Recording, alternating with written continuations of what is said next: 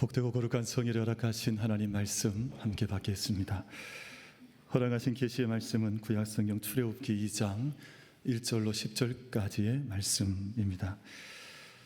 허락하신 계시의 말씀 출애굽기 2장 1절로 10절 말씀까지를 거룩한 성의를 허락하신 말씀으로 함께 받겠습니다. 이제 다 찾으신 줄 알고 말씀을 봉독하겠습니다. 하나님의 말씀입니다.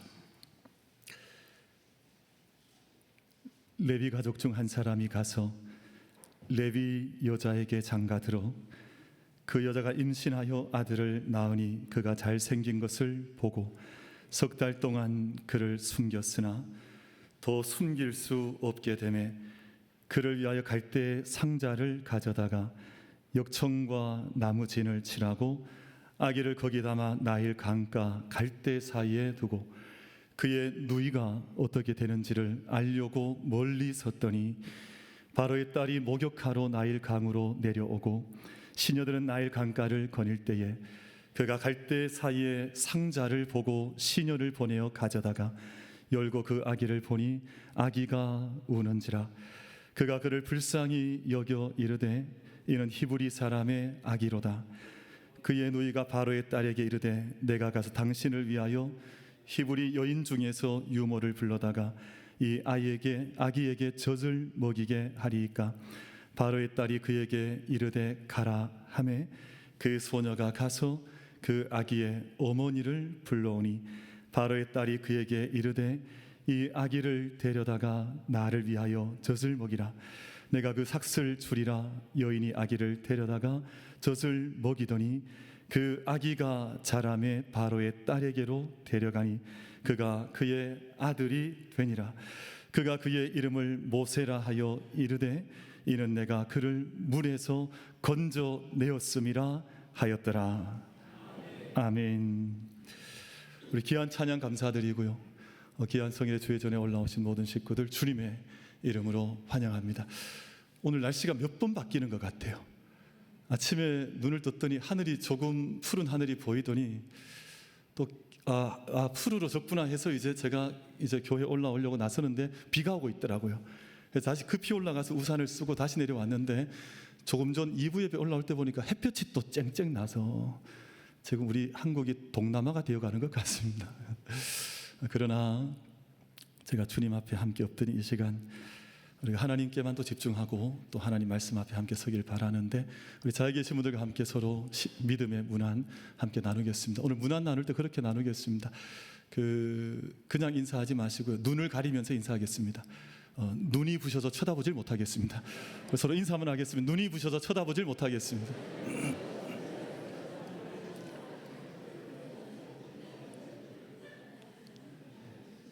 눈을 가리지 않으신 분들은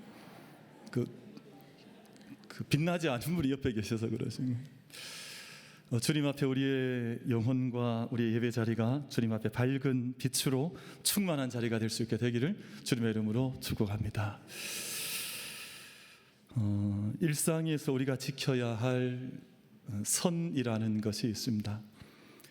아무리 가까운 사람이라 할지라도 그 사람 앞에 내가 지켜야 할 선, 넘지 말아야 할 그 영역이 있는 것이죠.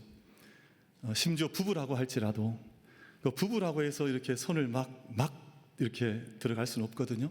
그러니까 사람과 사람 사이에 지켜야 할 선이라는 것이 있습니다. 그런 의미에서는 선은 넘지 않는 것이 좋습니다. 여러분, 선을 함부로 넘으면 어떻게 되는지 아십니까? 어떻게 된다고요? 제가 어릴 때 경험해 봤는데요, 옆에 제 초등학교 때 옆에 짝꿍에 그 예쁜 여학생이 앉아 있었는데 그 중간에 선이 있었거든요. 근데 이렇게 예배 수업 때 넘어가면 여지없이 볼펜이 날라오더라고요. 막 연필이 날라오고 막 이래서 이 선은 넘으면 안 되는 것이구나. 제가 그 어릴 때 경험치로 선은 넘으면 안 되는 것이라고 하는 것을 생각했던 적 있습니다. 그러나 그런 의미에서가 아니라 어떤 한계, 또 우리가 가지고 있는 어떤 장벽이라는 의미에서는 그 선은 극복되어져야 하고 그 선은 우리가 충분히 넘어가야 하는 그런 선들도 있습니다. 우리나라에서 아마 제일 높이 뛰는 제일 많이 나르는 그 청년 선수 한 사람이 있는데 우상혁 선수라고 하는 선수입니다. 좀 멋있어 보이지 않습니까? 저 선수가 우리나라 기록을 가지고 있는데 그 높이 뛰기를 얼마를 뛰냐 하면 2m 36을 넘습니다. 별로 놀라지도 않고 남의 집 아들이니까 2m 36이 정말 새처럼 나르잖아요. 새처럼 날라서 2m 36을 훌쩍 넘는 그런 높이 그 선을 넘는데요.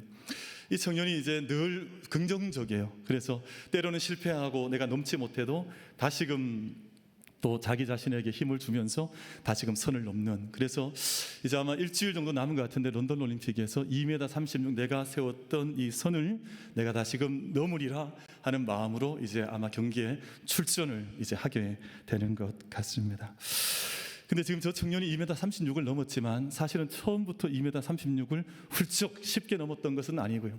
늘 자기 한계가 있었습니다. 한계가 분명했습니다.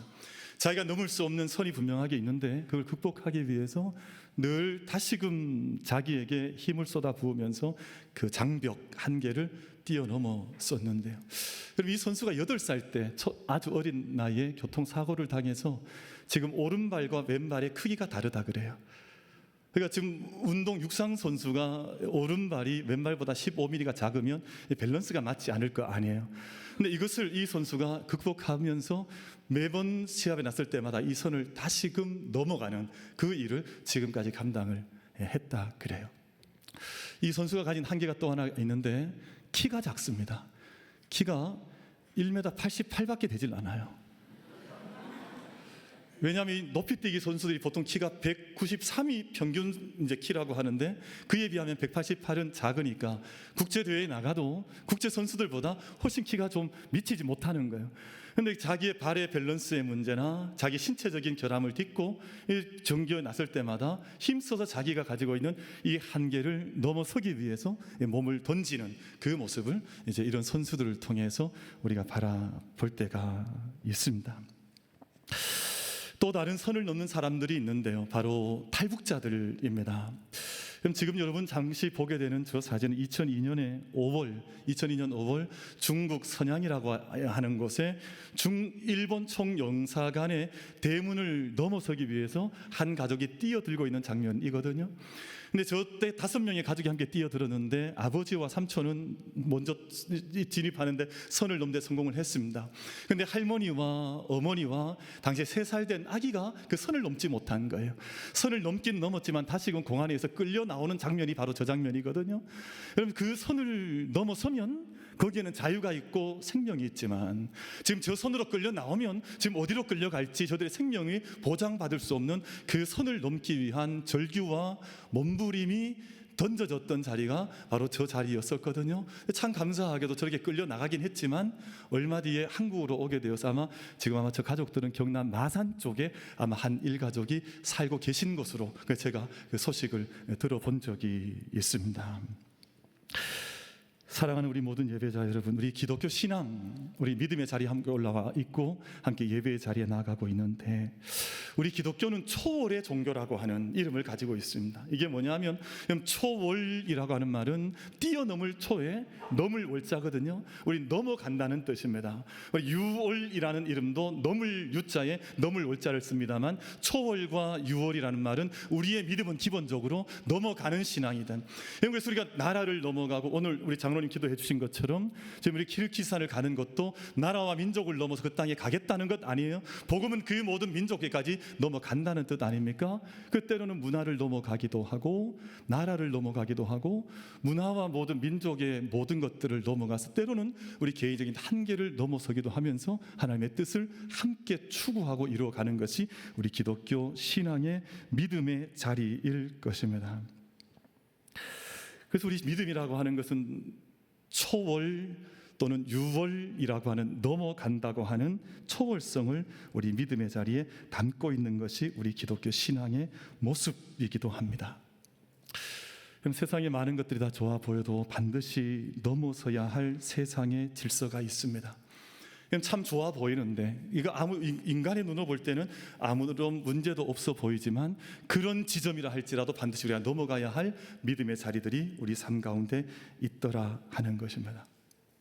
그럼 초월이라는 단어와 비슷한 단어가 초연이라는 단어가 있습니다. 세상의 모든 것이 다 괜찮다는 뜻입니다. 다 괜찮으니까 그냥 살자. 모든 것들이 다 좋아 보이고 아무런 문제도 없는 것 같고, 근데 불교는 저는 제가 잘 알지 못하지만 불교를 가만히 들여다보면 초연한 면이 많이 있습니다. 세상의 모든 것이 다 괜찮다, 우리가 함께 그 안에 머물러도 문제가 되지 않는다. 근데 우리 기독교 신앙은 그렇게 고백하지는 않습니다. 우리가 이 세상에 있는 모든 것들이 다 좋아 보이는 것이 아니라 우리가 반드시 극복해내야 될 세상의 질서와 세상의 모습이 우리 가운데 있는 것을 바라보면서 이 세상을 넘어서고자 하는, 그래서 마침내는 심지어 죽음까지도 넘어가겠다고 고백하고 그 자리에 나아가는 것이 우리 기독교 신앙의 요체요 핵심이 되어져 있습니다. 세상에 좋아 보이는 법과 질서가 많습니다. 그러나 아무리 훌륭한 법과 질서를 만들어 놓았다고 해도 그것이 하나님일 수 없다고 하는 믿음의 초월의 믿음에 대한 고백을 가지면서 하나님께 보다 더 가까이 가기 위해서 몸부림을 치고 세상에 저항하고 세상을 다시금 번역해 나가는 것이 우리 기독교 신앙의 자리일 것이라고 하는 것입니다. 출애굽기라고 하는 성경은 대단히 중요합니다. 왜냐하면 우리 신앙이 구원받는 것에 대한 가장 좋은 메시지를 우리 가운데 가르쳐주고 있는 성경이 출애굽기이기도 해서, 출애굽기 말씀을 따라가 보면 14장에는 이제 유월절 사건이 나타나고요. 그래서 홍해를 건너가는 사건이 출애굽기 14장에, 그리고 15장에는 모세의 찬양과 미리암의 노래가 나타나고, 저기 19장과 20장에 가보면 하나님께서 이렇게 출애굽하게 하신 백성들과 함께 언약을 맺으시는, 그들에게 율법과 말씀을 주시는 모습이 19장과 20장 사이에 나타나는데, 그 출발 자리가 출애굽기 1장과 2장인데 이 두 장이 대단히 소중하고 대단히 주목할 필요가 있습니다.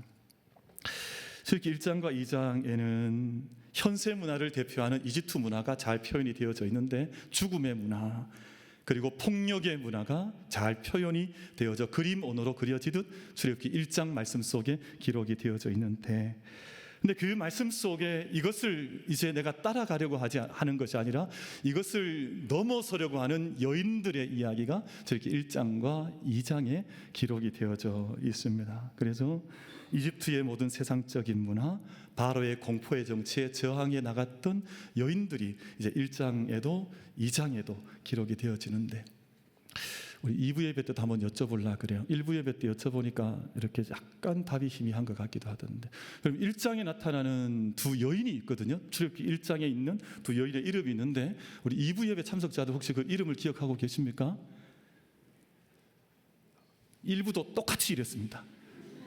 제가 그래서 좀 땀이 나려고 하는데 물어보니까 대답을 안 하거나 모르시는 건지 대답을 안 하죠. 그래서 제가 생각한 게 내가 잘못 물어봤구나, 이런 거 묻는 법이 아니구나, 이런 생각을 했었는데, 십브라와 부하라고 하는 산파들의 이름이 출애굽기 1장 속에 기록이 되어져 있습니다.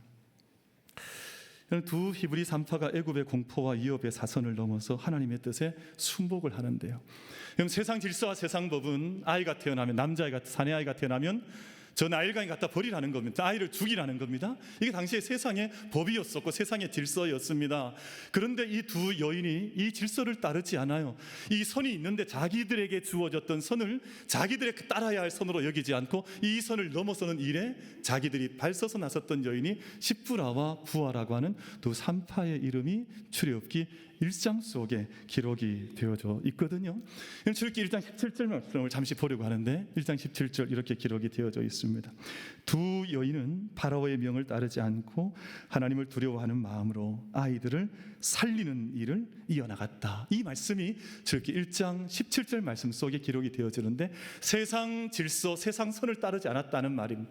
그럼 당시 아마 이집트라고 하는 나라, 애굽이라고 하는 나라에는 사내 아이가 태어나면 죽이는 것이 선이었습니다. 이것이 법이었습니다. 당시 이것을 거스리는 것이 악이었었고, 이것을 거스르면 죄를 받는, 벌을 받는 것이었음에도 불구하고 두 여인은 이 일 앞에 그 선을 따라갔던 것이 아니라 이 선을 넘어가는 일에 자신의 삶을 드렸던 여인이 십브라와 부아라고 하는 여인들이었습니다.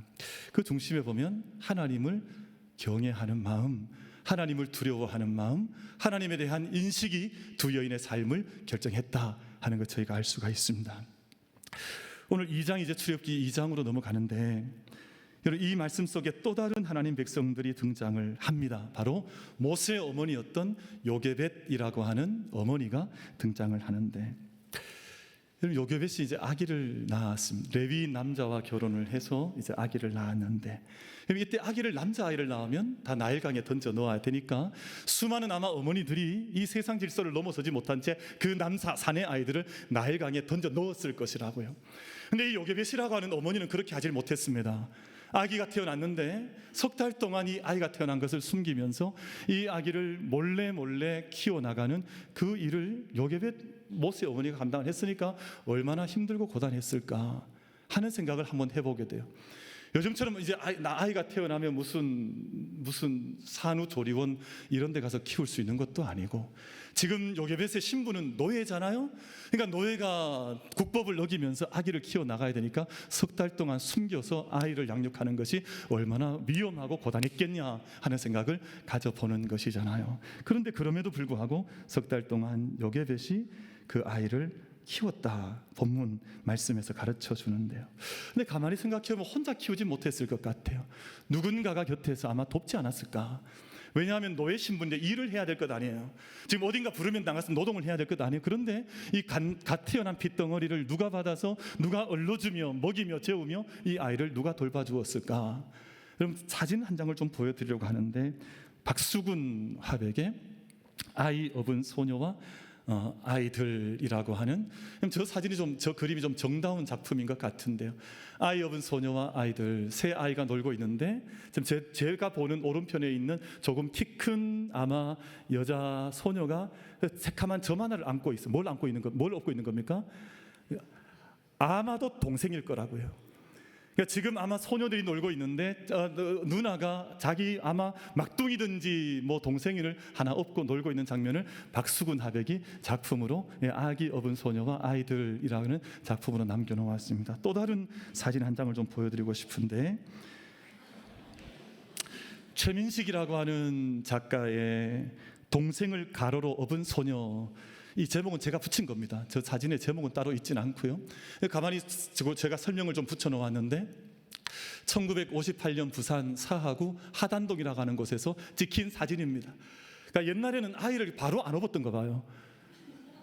옆으로 똥단지 이렇게 옆으로 하듯이 똥찌기 하듯이 그렇게 동생을 업었던 게 실제로 많았다 그러거든요. 동생을 업고 가는 누나의 모습이 저렇게 담겨져 있는 그런 사진입니다. 그럼 다시 한번 질문을 던져보면, 만약 우리 같이 한번 생각을 해보건데, 만약 요게벳이 아이를 낳아서 석 달 동안 키우는데 그 곁에서 어머니는 노동을 나가야 한다면 그 막내 동생을 누가 키웠을까요? 막내 동생이란 말을 붙여서 물어봐도 대답을 하지 않으시는, 아마 이게 미리암이라고 하는 그 누나가 누나가 아마 이 갓 태어난 동생을 돌보고 얼르고 젖을 주기도 하고 그러지 않았을까 하는 생각을 해보게 되는데요. 저는 오늘 말씀 묵상하다가 그 노래가 생각이 나더라고요. 김소월 시인의 엄마야 누나야라고 하는, 엄마야 누나야 강변 살자, 뭐 이런 노래가 있는데, 그랬더니 서울에 있는 강변역에 살고 있는 사람들이 왜 여기 살라 그러냐 막 그러더니, 그럼 아마 이 어머니와 누나는 사실은 이 시에서는 동격으로 등장을 합니다. 누나는 아이를 낳지는 않았지만 엄마의 마음으로 아이를 다 돌보고 먹이고 입히고 돌봐주는 그 자리에 이제 누나 미리암이라고 하는 소녀가 있었을 것이라고요. 오늘 제가 말씀에서 한 가지 첫 번째 묵상하고 싶은 대목이 바로 이 대목입니다. 세상에 선이 정해져 있고 이젠 동생을 죽이라고, 아들을 죽이라고 하는 세상의 질서가 이미 정해져 있는데, 어머니 요게벳과 누나 미리암이 이 세상을 이겨나가 초국해 나가는 초월의 믿음의 작전을 한 가지 수행을 하게 되는데, 바로 일명 세상 사람들이 알고 있는 갈대 상자 프로젝트를 하는 거예요. 사람들은 이것을 꿈꾸지 못한 채, 이 일을 하려고 하지 않은 채 이제 아이가 태어나면 나일강에 집어 던져넣기 바쁘던 그때였었는데, 이 한 가정의 어머니와 누나가 함께 이 아기를 차마 그렇게 나일강에 희생 제물로 던질 수 없으니 함께 갈대 상자 프로젝트라고 하는 것을 만들어서 이제 그 아이를 살리는 이제 작전을 함께 펼쳐나갑니다. 부제를 붙여보자면 간 큰 모녀의 생명 살리기 작전. 얼마나 간이 컸던지 몰라. 왜냐하면 이 선을 넘어간다고 하는 것은 이 모녀의 생명을 담보할 수 없는, 그러니까 아마 죽을지도 모르는, 이제는 죽을 수도 있는 그 자리에 어머니와 함께 누나가 이 갈대 상자로 함께 엮어 만든 이 상자 안에 아기를 담고 나일강으로 내려보냅니다. 근데 한번 가만히 생각을 해보세요, 여러분. 당시 나일강이라고 하는 그 자리는 아이들의 죽음의 제사가 드려지던 자리였습니다. 오늘 말로 하면 호랑이 굴로 들어가는 거예요.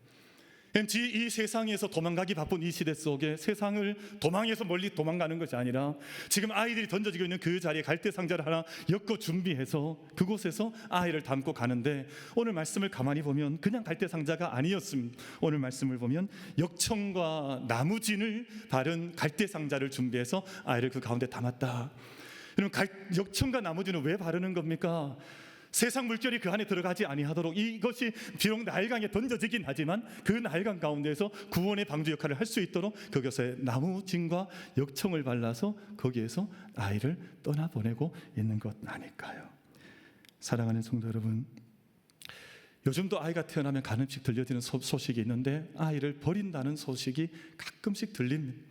근데 어떤 포대기나 어떤 상자에 아이를 담아서 버리는데, 그런 모든 상자는 유기상자라 그래요. 이제 아이를 포기하고 아이를 세상 가운데 던진다는 뜻이거든요. 근데 지금 이 요게벳과 미리암이 준비했던 갈대 상자는 그런 상자가 아니었습니다. 이 상자는 구원의 수단이었었고 또 하나님의 날개였었고 믿음의 그릇이었습니다. 사랑하는 모든 성도 여러분, 우리가 극한 한계 상황 속에 마주할 때가 없지 않아 있을 것입니다. 때때로 사랑하는 성도님들 만나서 이야기를 나누다 보면 자기 한계 안에 넘지 못하는 선안에 갇혀서 나는 여기서 어떻게 걸어가야 할지 한치 앞을 알지 못하는 성도들도 얼마나 많은지 몰라요? 그러나 우리가 함께 오늘 예배하는 모든 믿음의 성도들께서 저마다의 주님 앞에 얻은 은사와 은혜대로 저마다의 자기의 갈대 상자를 준비해서 그곳에 역청과 오늘 말씀에서 이야기한 것처럼 나무진을 함께 바를 수 있는 믿음의 세상의 어떤 것에 마주하더라도 세상물이 그 영혼을 삼키지 못하는 갈대 상자를 함께 준비해서 믿음의 구원의 역사를 함께 맞이해 나갈 수 있는 우리 모든 만민 가족들 될 수 있게 되기를 주님의 이름으로 축복합니다. 여러분, 오늘 요게벳이 있었던 자리는 바로 그런 자리였습니다. 사람들이 다 함께 우리는 이 선을 넘을 수 없지 않을까, 우리가 이 선을 넘을 수 없어서 이제 이 아이를 던져버려야 하지 않을까 하는 그 자리에서 요게벳은 갈대 상자를 준비했고 그 선을 뛰어넘는 그곳에서 하나님의 역사가 시작이 되었습니다. 오늘 저희들 앞에 아마 그런 지점들이 많은 것 같습니다.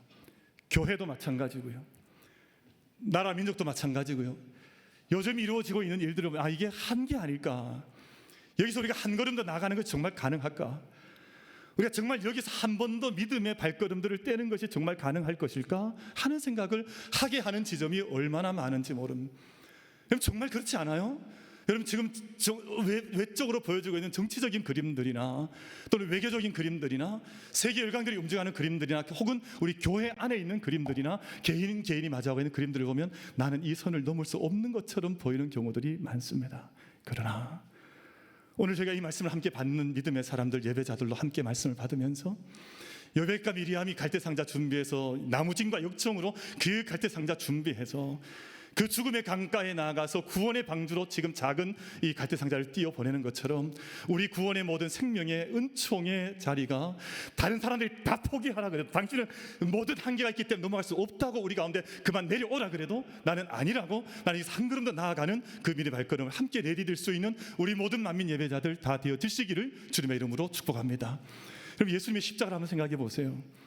예수님의 십자가는 이스라엘 가운데 세워졌던 십자가가 아니라 예루살렘 성 밖에 세워졌던, 한계 밖에 나가서 졌던 십자가였었거든요.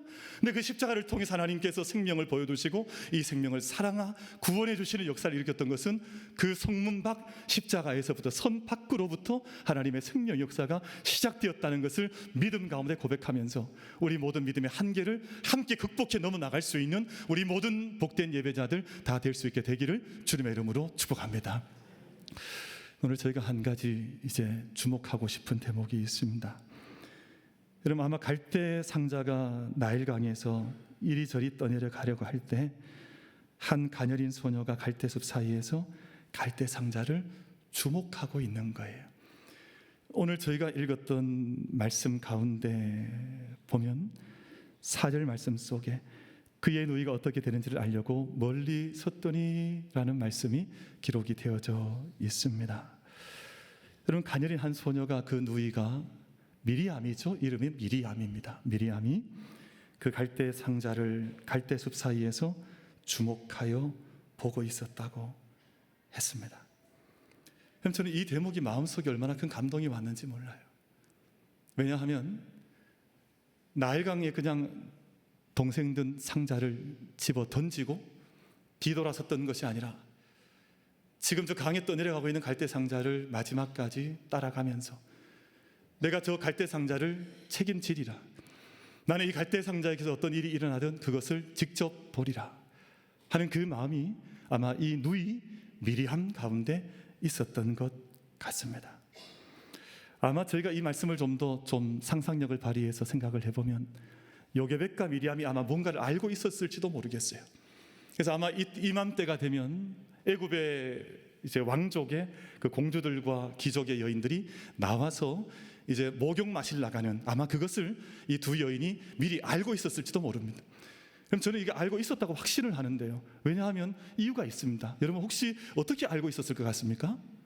이때가 되면 아마 틀림없이 어떤 여인들이 나오리라 짐작을 하고 있었을 것 같은데 모르시겠습니까? 그 누나의 이름이 미리암이에요. 그래서 아마 틀림없이 알고 있지 않았을까? 아마 미리 알고 있고 아마 저희가 몰랐던 도 관계없습니다.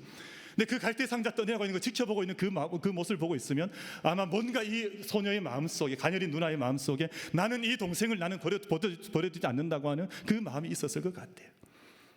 제가 어제 오후에 어제 예배를 준비하고 있는데 제가 잠시 이 말씀 묵상하다 보니까 저희 누나 생각이 났어요. 누나 생각이. 그래서 제가 이제 마음속에 이제 설교를 준비하다가 누나한테 전화를 한번 할까 하다가 설교 준비 중이니까 누나의 목소리 듣고 싶지만 좀 참고 나중에 오후 늦게 한번 전화해야 되겠다 하는데 전화가 들어오는 거예요. 봤더니 누구한테 전화가 왔겠습니까? 어떻게 아셨습니까? 누나가 그때 정말 딱 그 타이밍에 누나가 전화가 온 거예요.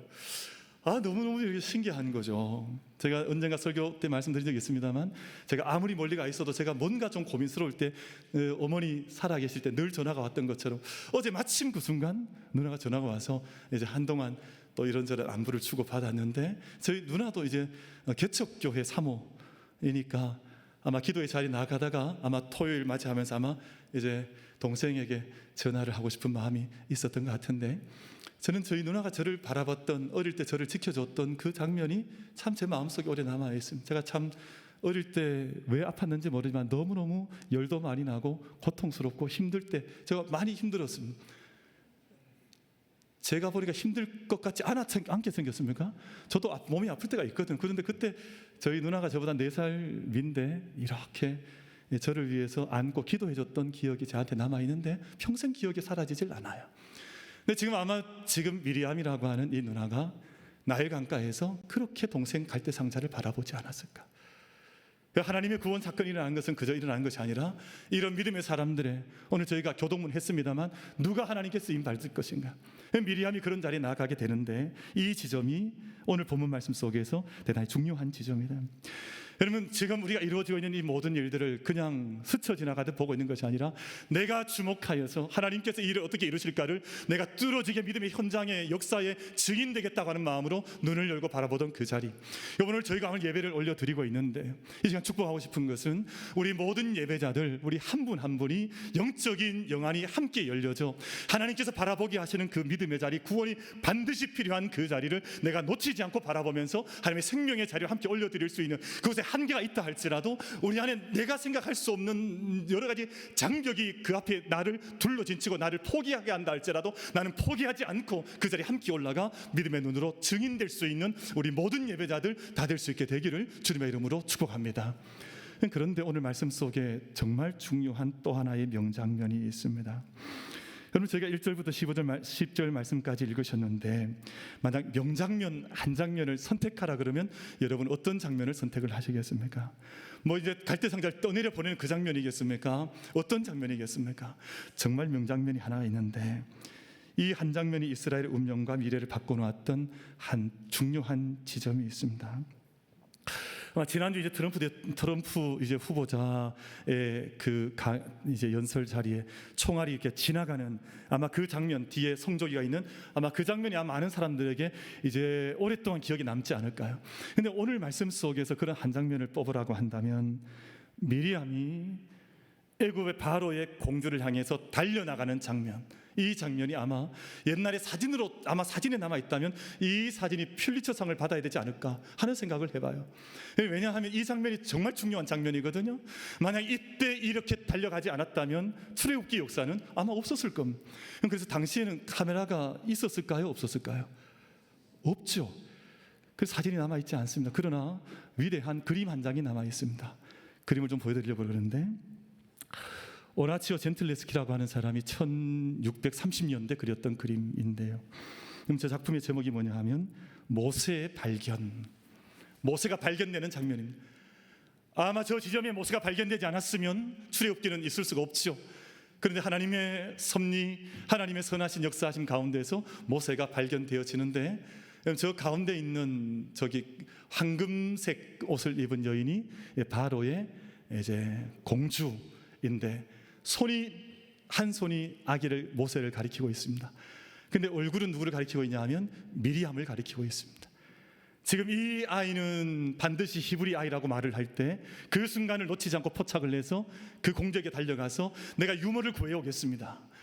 그럼 이 일은 아무나 할 수 있는 것이 아니었습니다. 그럼 이 마음은 그냥 멀리서 바라보고 있다가 포기하거나 내가 이제 큰일 났구나, 이제는 바로의 공주의 손에 들어갔으니 저 아이는 죽겠구나, 포기해야 될지 모를 때, 모르면 모세의 누이였던 미리암은 공주에게 달려가서 내가 이 아이의 유모를 구해오겠습니다 라고 하는 믿음의 선포와 고백이 이 아기를 통해서 그 공주에게 이루어졌던 장면이 바로 모세의 발견이라고 하는 그림을 통해서 표현이 되어져 있습니다. 참 놀랍게도 공주가 이 제안을 받아들입니다. 그리고 유모를 데려오라 라고 하죠. 저는 이 순간이 믿음의 사람들의 순간이라고 생각을 합니다. 우리 앞에는 수많은 내가 넘어갈 수 없는 선들이 많은데, 믿음의 사람들은 그것이 내가 극복할 수 없는 것이라고 하는 것을 인간적으로는 생각할지 모르지만, 내가 걸어가는 한 걸음 한 걸음을 걸어가면서 다시금 모든 것이 합력하게 해서 선을 이루신 하나님을 만나는 자리가 믿음의 사람들의 삶의 자리, 믿음의 자리일 것이라고 믿는 것입니다. 참 감사하게도 아기는 어머니의 품으로 돌아갔습니다. 그리고 더 이상 아기를 숨겨서 키울 필요가 없게 되었습니다. 그리고 어머니는 이전과는 달리 매달 양육비도 받게 되었습니다. 얼마나 좋아요. 지금까지 아이를 키울 때 얼마나 고단했겠습니까? 숨겨서 키워야 하고 불안해야 했고 고통스러웠는데, 이 아기를 키우는 그 모든 몫을 어머니에게 돌려주는 은혜가 미리암과 요게벳에게 임하게 됐습니다. 죽음의 강은 생명의 강으로 변하고 아기의 생명의 위험은 특권으로 변하게 되었습니다. 저희는 미리암을 많이 묵상할 기회는 없습니다만, 성경 속에 다시금 중요한 한 장면에 미리암이 다시금 등장을 하는데, 그 대목이 어디냐 하면 출애굽기 15장 20절과 21절에 미리암이 다시 등장을 합니다. 근데 이때 미리암은 전혀 다른 모습으로 등장을 하는데, 이런 가녀린 소녀의 모습이 아니라 이스라엘의 출애굽 시대의 첫 번째 여선지자로 등장을 해서, 여러분 밤새 14장 15장 어간을 읽어가 보면 홍해를 지금까지 애굽 군대의 추적으로 인해서 이스라엘 백성들은 거의 혼이 빠져 있던 상황이었습니다. 하나님의 역사로 인해서 홍해 길이 열렸습니다. 다 함께 밤새껏 동풍이 불어와 홍해를 다 지났는데, 이제 이스라엘 백성들은 홍해를 지나긴 했지만 이제 마주해야 하는 광야길 앞에서 이 높고 높은 절벽 앞에 무엇을 해야 할지 가닥이 잘 잡히지 않았습니다. 근데 그때 나섰던 한 사람이 누구냐 하면 바로 미리암이었습니다. 여러분 출애굽기 5장 20절과 21절 말씀을 우리 마지막으로 같이 한번 읽어보면서 자기의 선을 넘어가고 그 당시에 극복할 수 없는 모든 상황들을 깨뜨리면서 믿음의 일을 앞서서 감당해 나갔던 한 여인의 신앙인의 모습이 어떠한지를 같이 한 말씀을 통해서 같이 한번 확인하여 말씀을 받겠습니다. 20절 21절 말씀 같이 읽습니다. 시작. 아론의 누이 선지자 미리암이 손에 소고를 잡음에 모든 여인도 그를 따라 나오며 소고를 잡고 춤추니 미리암이 그들에게 화답하여 이르되 너희는 여호와를 찬송하라. 그는 높고 영화로우시며 말과 그 탄 자를 바다에 던지셨음이로다 하였더라. 아멘. 여러분, 이것이 믿음의 사람 미리암의 모습이었습니다. 여러분, 자기 앞에 나와 있는 모든 한계와 극복할 수 없었던 그 장벽을 뛰어넘으면서 이 땅에 하나님께서 일하시니, 하나님께서 세상의 말탄 자들과 기병들을 세상의 바다에 집어 던지시니 하나님을 찬양하자 하고 다시금 소고를 잡고 다시금 광야길 들어가는 백성들을 격려했던 여인이 바로 미리암이라고 하는 여인이었습니다. 여러분, 이 일을 통해서 히브리 노예가 거룩한 민족이 되어지고 초월의 하나님, 6월의 민족으로 다시금 태어나는 자리가 오늘 본문 말씀 속에 기록이 되어져 있습니다. 오늘 본문의 말씀의 제목을 초월과 6월의 믿음이라고 정했습니다만, 우리 앞에 내가 극복할 수 없을 것 같은 많은 담장들이 많을 것입니다. 그러나 우리가 함께 주님을 믿는 믿음으로, 하나님 섬기는 믿음으로, 초월의 믿음으로 6월의 신앙으로 이겨나갈 수 있는 우리 모든 만민 예배자들 다 되어주시기를 주님의 이름으로 축복합니다.